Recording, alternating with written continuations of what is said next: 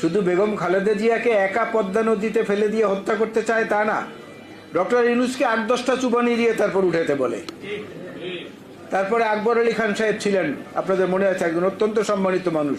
তাকে তো লুংরা, লেলা, পঙ্গু ইত্যাদি নানা ভাষায় আজকের এই রানী যিনি, তিনি তাকে সম্বোধন করতেন।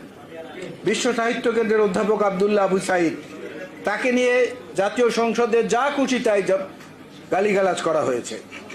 এমন কোনো সম্মানিত মানুষ নেই যাকে অপমানিত করে উনি আনন্দ না পান। ওবায়দুল ইসলাম সাহেব চলে গেছেন, ঢাকা বিশ্ববিদ্যালয়ের অধ্যাপক, একটু আগে বক্তব্য দিয়ে গেছেন। ঢাকা ইউনিভার্সিটিতে কালকে সোশ্যাল সায়েন্সের পরীক্ষা হচ্ছিল, সমাজ বিজ্ঞানের। সে পরীক্ষার খাতায় প্রশ্ন এসেছে যে বেনজির এবং আওয়ামী লীগের যে নিহত এমপি আজিম, আনোয়ারুল আজিম আনার, তাদের সম্পর্কে